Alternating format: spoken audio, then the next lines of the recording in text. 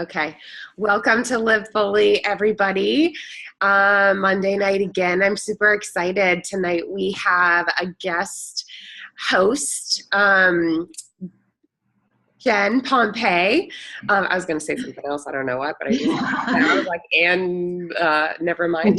And so I just wanted to introduce Jen quickly. My video tonight looks like it's a little slow or it's dragging. So at once Jen starts to tell her story, I'll turn video off. So I hope it's not too distracting for everybody, kind of coming on and off, but hopefully that helps everything go smoothly.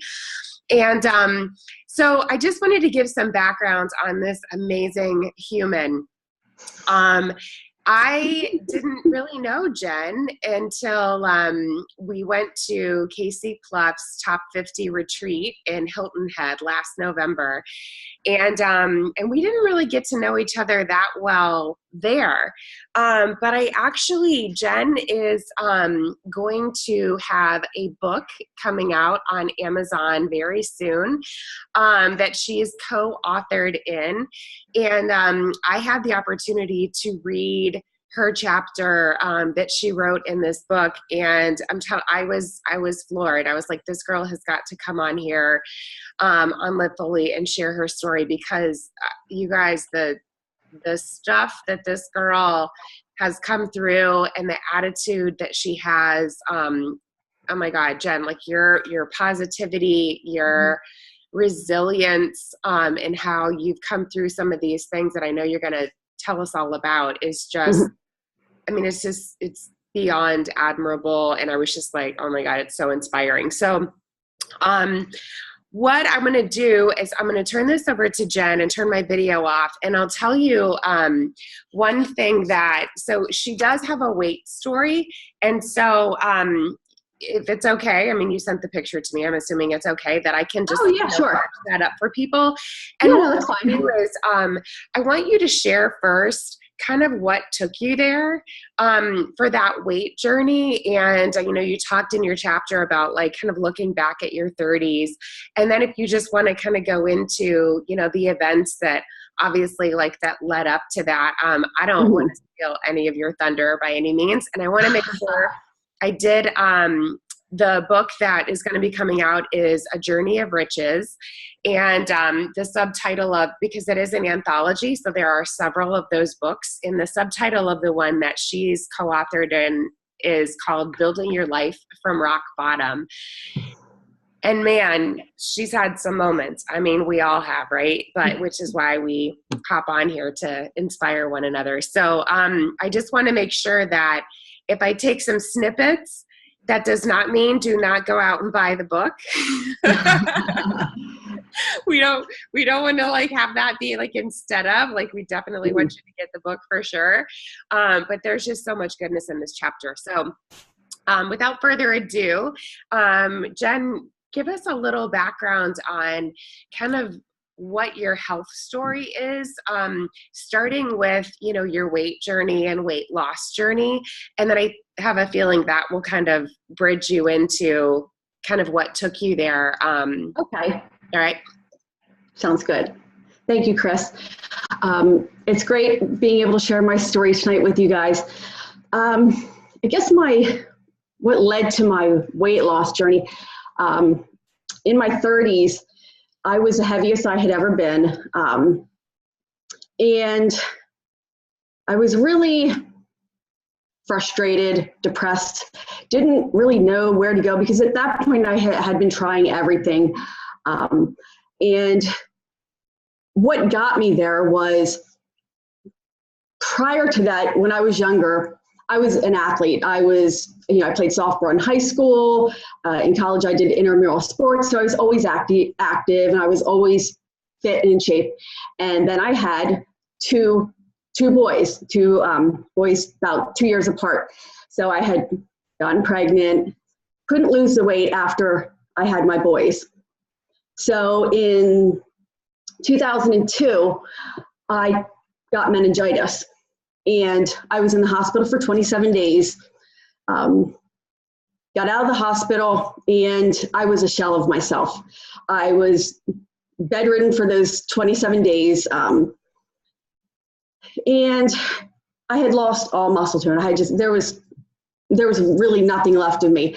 I had an inner ear damage. So hold on, I need to get a drink of water real quick. And I'll explain that later, why my mouth is so dry anymore. So I had an inner ear damage from the meningitis. So I my balance was really messed up from it. So I couldn't walk a straight line. I couldn't drive. I couldn't play with my boys because they were younger then. So I went to vestibular rehab therapy, which is for your for your ear to help you with your balance. And I went through that for 6 months. When I started, I was depressed. I just, because I couldn't do anything that I could do before. My weight was starting to climb up. It was a really rough time. I was very sad. And my therapist, every day we did 3 days a week therapy. And throughout the therapy, she continued to fill me with positivity that she believed in me, because I didn't believe in myself at that point. How could I ever come back from something so devastating? And she, every day, you've got this, Jen, you can do this. You just believe in yourself. And her pouring that positivity and love into me really helped me start to believe in myself. So by the end of those 6 months, I was able to walk a straight line. I was able to hold my head up. All the stuff that I had come in not being able to do, I could do. So the last day of therapy, she gave me a picture frame, and I still have it on my desk. And I live by this today, this quote, and it says, the greater part of our happiness or misery depends on our disposition and not our circumstances. So I kind of live my life by that now, because I look at everything, in a more positive light, and not based on what happened to me. So after my therapy and I was able to walk and all that kind of stuff, the next couple years, my 30s, my weight continued to climb. Then I started to get more active because I was starting to feel better. And I did lose some of the weight. If you can see in the picture, by 2015, I had lost quite a bit of weight from previously. And then 2015, I was introduced to a nutrition system, and that completely changed my life. Again, I felt better. I lost the weight. I had the self-confidence that I hadn't had, honestly, since college. Because I didn't like to be in pictures. I didn't, all my family pictures, it would be my boys and my husband, and, Jen, you need to come over for a picture. I'm like, no, I'm good. I didn't even want to be in pictures with my family. So my self-confidence was coming back. And then, so I've been using the nutrition system for 2.5 years. And even though I felt great, I felt wonderful, there was still that little bit of self-confidence, that I was, I think because it had always been there. So this past November, I went on that top 50 retreat with Casey, and it was very powerful.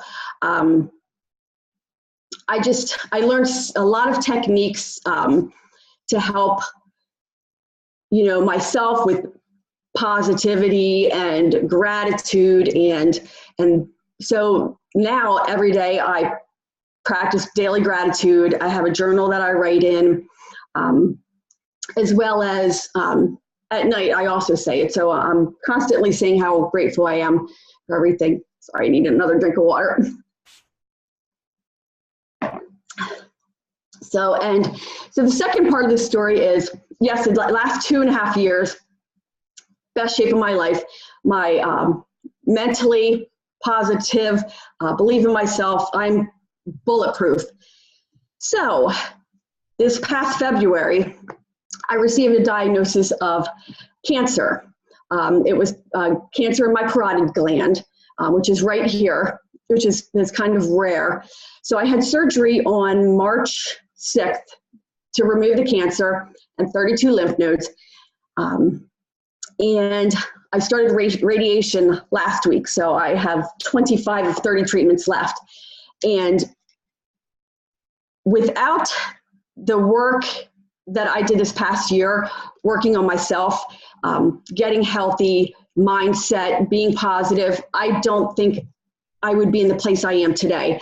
I'm going to beat this. I feel positive about this. God doesn't give me anything that I can't handle. And I know I can handle this because it's just, I'm going to. So that's the gist of it. I'm sure I'm forgetting a lot, but I don't know if you guys have any questions or. Yeah, I want to mention something too. One of the things that you talked about in your chapter was finding something that you like to do and what a difference that made for you. Oh, yes. It doesn't seem like, like work. And we talk a lot about the habits, not just like we're going to get into some of the internal habits that you shared. Because I definitely want you to talk about your breathing and yes. visualization for sure. But let's talk about the outer work that you did. So you went through your therapy, you had an incredible motivational therapist. Right? Then you said, it's when you're finding something to do that you really love, like it doesn't feel like work. So share with us, how did you find that? Like, did you know what you liked? Yes. Well, when I started losing the weight prior to 2015, I had been working out at home. I was using DVDs and, they worked for me. And because I was embarrassed to go to a gym or anything like that, because I was embarrassed of how I looked. And so once I started losing the weight, I joined this gym near us. And I had always wanted to take one of their spin classes, but I was afraid to. So the instructor, who's a friend, she invited me over to try it out, and I tried it, and I swore, I was like, I'm never doing this again, because I couldn't keep up. It was just, I was a hot mess. So I kept going back, and I just absolutely love spinning. It is my favorite. I look forward to doing it. And the 2 weeks that I couldn't work out after my surgery, I was going stir crazy. So, I found my love for exercising, for working out. And so I do my spinning, and I do booty bar a couple times a week. And I also do Taibo with some other friends at another gym. So I just kept trying different things to see what I like to do. And, I found a bunch of things, but it's trying different things and seeing what you like to do. And whether it's taking walks outside, which we love doing, to take our dogs. We have 2 boxers. So me and my husband, we take our dogs for walks. So, when I was unable to exercise, that was my exercise. We walk the dogs. So just find something that you enjoy, and it becomes a love. And it's not a workout for me. It's just pure enjoyment. Don't you just love the law of attraction? We have another boxer for a baby mom on here. Oh, 2. Me and Mandy. Yeah. Yeah. Cool. Yes. Okay. So finding something you love, super important. And then you also talked about visualization. And one of the things that you commented on that I remembered from that retreat as well was Rod Hairston. And what you focus on, you become. And like you talked about visualization and breathing. Yes. Like, tell me what happened at the retreat. Like, had you already been doing some like breathing and visualization before that? Or were you like, what the heck is this all about? Yeah, no, I had never done any like of the visualization or the breathing, any of that stuff. And when they started doing it, I was like, oh, this is just some hokey stuff. Like, what is going on? But we did the deep breathing every morning. Then we did the visualization a couple other times. And since I brought that home with me, and I still do that. And one of the things with the deep breathing is while I'm doing it, I'm breathing, I'm saying this to myself in my head and seeing it. I am strong. I'm healthy. I am cancer free. I am positive. I'm loved. And then, as I'm breathing out, I'm breathing the cancer out. I'm breathing the doubt. I'm breathing all that stuff out. And it has really just kept me laser focused and just, there's no stopping. I'm just going, and yeah. How many, you mentioned that, can you give the Martha Washington quote? Mm-hmm. Yeah, it said, the greater part of our happiness or misery depends on our disposition and not our circumstances. So it's just, how you're approaching every day and, waking up every day and deciding. I think I also remember you talking about making a choice. Mm-hmm. Every day. Yes. We have a couple of Zooms where we talked about the power of choice here and how that's one of our greatest gifts, I think, from God, is to be able to have choice. We can choose anything every single day, what we put in our mouths, whether or not we decide to exercise, if we want to be depressed or not be. And absolutely. My goodness, with your health journey, just in 10 years span, I mean, just a short little period, the stuff that you've been through, that I'm like, oh, it's incredible. Who else besides your therapist has been really just instrumental in kind of keeping you positive and focused on good things? Well, definitely my husband. He's my high school sweetheart. So we've been together. We've been married almost 25 years, but we've been together 32. So definitely him. And he has kind of been on this weight journey with me. So before losing weight 2 years ago, he ran about 4 marathons, gained some weight, couldn't run anymore. His knees were really bad. Started the nutrition program with me and has been very positive. And actually this past Monday, he ran the Boston Marathon. So it's just, he's been an inspiration to me. And he's been so supportive on my journey, always being by my side. He's my rock, and so definitely him. I would have to say Casey for inviting me to that retreat, because that retreat was life-changing to me. She really opened up my eyes. So her, John Spender, who was on that retreat, Rod Hairston, Chris, there were so many wonderful people that I met on that retreat. And just, even though some people I didn't get as close to during the retreat, I'm friends on Facebook now, and I see their stories. And so a lot of they're just so many motivational people.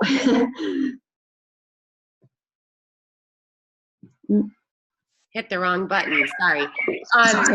No, I also wanted to ask you, and it just left me because I hit the wrong button. Does anybody else have any questions or any comments? Yeah. Hey, Patty. Hi. Hello. I'm wondering a little bit more about the deep breathing. I think that sounds like a great way to start my morning. How much time do you spend doing that? How many breaths what's the process? Okay, what I follow is an 11-minute breathing program from John Spender, and it is on YouTube. And you can find it under John Spender 11-minute breathing. And you just pull that up, and he walks you through it. He explains it and does the timing and everything. So just follow his lead, just watch it. And that's what I use every day. And it's been amazing, very helpful. Great, thanks. You're welcome. I remember what I was going to ask. It was about self-esteem. Mm-hmm. Can you go into a little bit more detail about, is that kind of a lifetime thing, or did it come about as part of the weight gain, or and how you came through that? Yeah, it was definitely part of gaining weight. My self-esteem just plummeted, and that was on the tail end of the meningitis. So by that point I was just so defeated and just a shell of myself, like I said before. Just it wasn't who I was. It wasn't the person I saw in the mirror. Wasn't me. Like, because normally, you know, it's very positive and just, but no, it wasn't me. So that led to many years of just self-loathing, and just not liking myself, not even liking to look in the mirror. Just didn't want to be in pictures, and always wore big baggy clothing, and just tried to cover myself up. And then as I lost the weight, I started to gain more self-confidence because I felt better about myself. I felt healthier.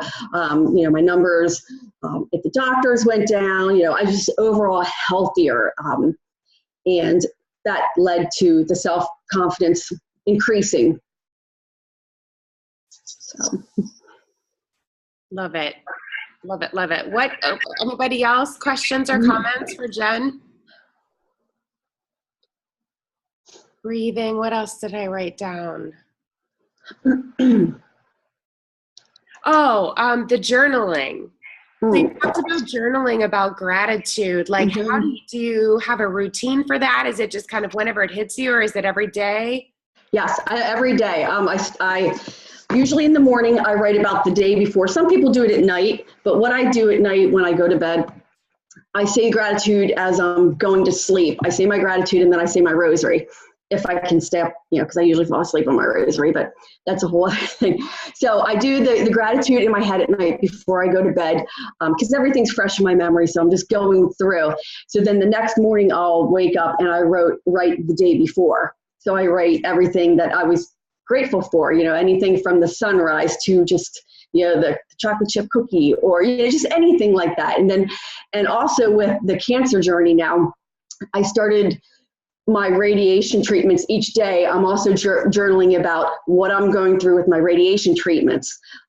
So I also kind of have that as a journal for that too. So it's all in the same thing, you know, kind of how I'm feeling and what's going on with that. So.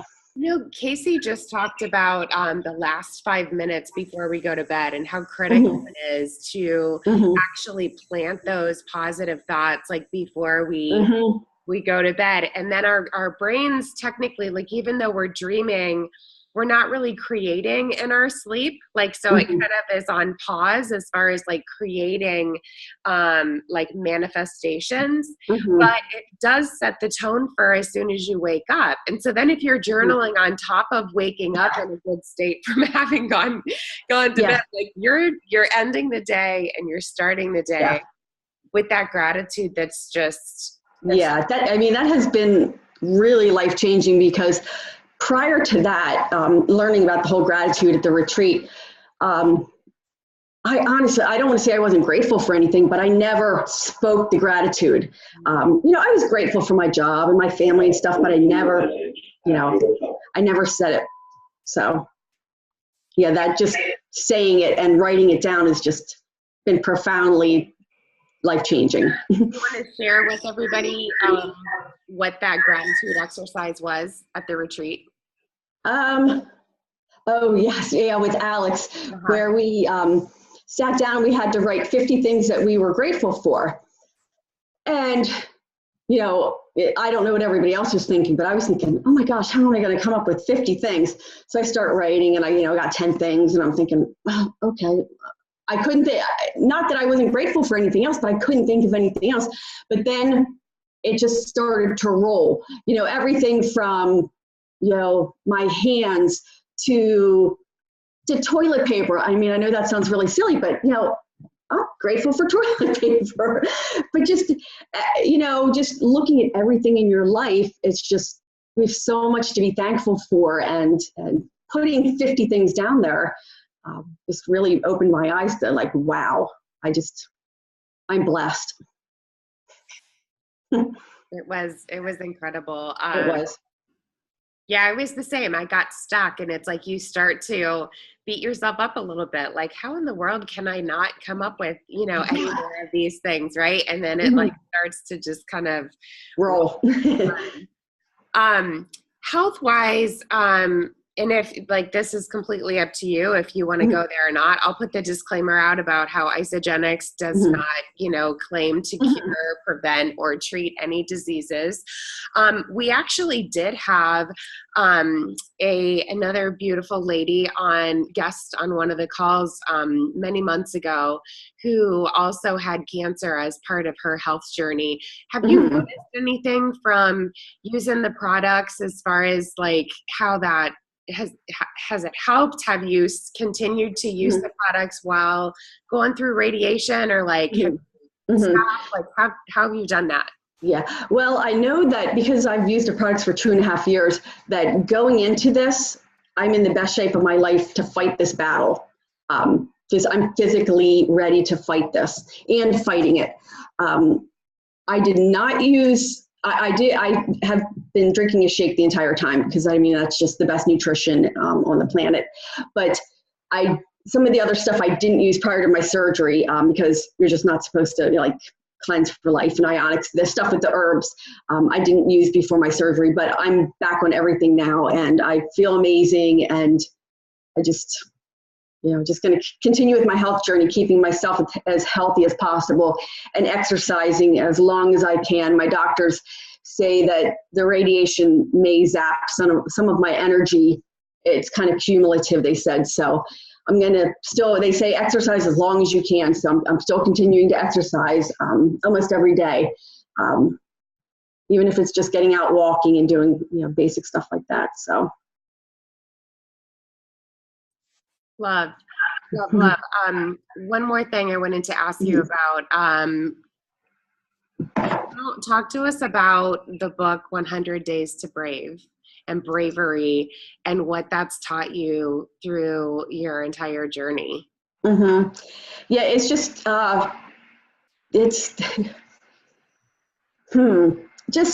just about being brave. And yes, when I got the cancer diagnosis, was I scared? Was I afraid? Absolutely. I thought about, losing my family, them losing me, not being around when my boys got married, just that kind of stuff, it hit me.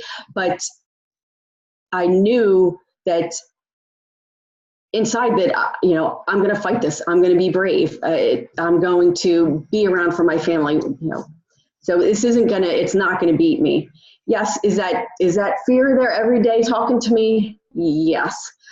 It's going to be probably for the rest of my life, but it's not going to beat me. And just being brave and being positive, it's how I'm going to be. So it's just brave. Is it okay if I read a quote? Oh, sure. From that 100 Days to Brave. Oh, yes. Yeah, I like that. Yeah, I love that quote. Oh my gosh. You guys, she's such an amazing writer. You've got to read this when the book is for sure. But I mean, because you said it sums up your battle. Yeah. Perfectly. So we'll make sure that we mention that book in the group too for other people, because we like to keep all of our resources circulating around when somebody finds something good. Okay, so here's the quote: being brave, and this is from 100 Days to Brave. Who? Anne, hold on, I have it right here. 1 second. Yeah, I'm looking at a footnote. I think it says Annie Downs. Sorry, my husband moved it. Annie Downs. Okay, Downs. Yes. Annie. Okay. So this is from 100 Days to Brave. This is just brilliant. I'm like, oh my God, I have not read this book, but I have it on my list. Being brave isn't something that happens when you're not scared anymore. Brave people don't stop hearing the whispers of fear. They hear the whispers, but take action anyway. Being brave is hearing that voice of fear in your head, but saying, okay, but the truth is, God made me on purpose and for a purpose. That's dope. Yeah. Yeah. When I read that in the book, it hit home. It was like, what? That's pretty much sums it up.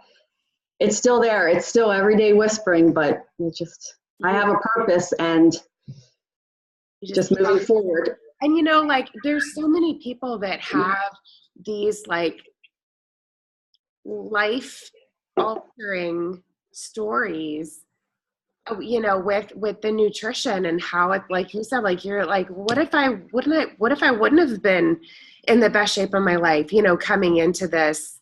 Yeah, mentally and physically. It's like, and it just makes me just want to, well, I'll mention that now just because it's coming up, but we in this group are doing a spring reboot where we're all really kind of like recommitting. And so that's what I was going to say is I'm like, it makes me all the more excited because we're starting a week from today, guys, for whoever's in.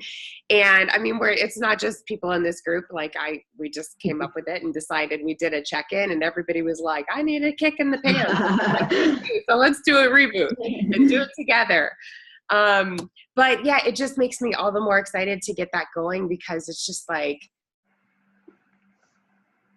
just to not waste time, you know, and like just be the best that we can be to ourselves, for our families, you know, people that love and care and depend on us. It's just like when I read your story and I was just like, oh my gosh, because you mentioned your sons and, you know, your husband, and it's just like, there's nothing more important, you know, than your health. And sometimes you just don't realize that until these gigantic things happen. Yeah. Yeah, it really puts everything into perspective. Oh my gosh. All right. Anybody have any love to shower all over Jen, or any other questions? Yeah, if you can think of something after we get off, feel free to message me on Facebook. Open book. Yeah, I'm any questions, I'm okay with them. Well, I'm super grateful. Oh, is there anybody? No, I'm super grateful that you agreed to come on. And I almost didn't reach out because I thought, God almighty, this girl has just, you know, been going through so much. But I feel like we just need to hear your story. And I want to make sure people know about the book, you know, to get that when that comes out for sure. Because it was truly like just so incredible. And Jason, you have your hand up. Do you want to? Yeah, I just wanted to thank Jen for coming on tonight and sharing her story. Oh, you're welcome. And you said about expressing gratitude and expressing it out loud. And that reminds me of something my pastor taught me. And he teaches it all the time. He says it's important to celebrate those things which we want to keep around. Oh, that's great. I love that. We want to celebrate what we want to keep around. So we might celebrate our spouse. You know, we might celebrate our children, our family, our health, our God. You know, I mean all those relationships, kinds of relationships. So many things, like you said, to be thankful for. We could celebrate them. Perfect. Thank you. Every night and every morning. Yes. Be thankful and grateful. Well, if nobody else has anything, then I'll give you some time back tonight. I'm just, like I said, I'm so grateful, Jen, and for sure you guys follow. You don't have to friend people that takes up space in your algorithms if you don't want to be, you know, take up a space, but for sure follow each other and keep a lookout for this girl. And I just want to wish you, just from the bottom of my heart, all the best, you know, on this journey. And I know you're going to kick, you know what? And I mean, you're doing it. And that's, I mean, the mindset is just so critical to you, as you've already seen, you know, with the other things that you've gone through. It's just like, that's what keeps you going. And that's, I think, a lot of times what really separates, you know, people that are able, you know, to make these comebacks versus ones that aren't, you know, is just is up here. So you're doing it. Thank you. We're so proud of you and we love you. And thank you so much for coming on. Yes, thank you for inviting me. Thank you so much. Oh, you're welcome. You're welcome. All right, guys. Thank you. Have a great rest of your You're Monday welcome. night. We will see you. Okay, We're thanks. in reboot 1 week. 1 week away. Woo! All right, guys. Have a good night. You too. Okay. Bye-bye. Bye.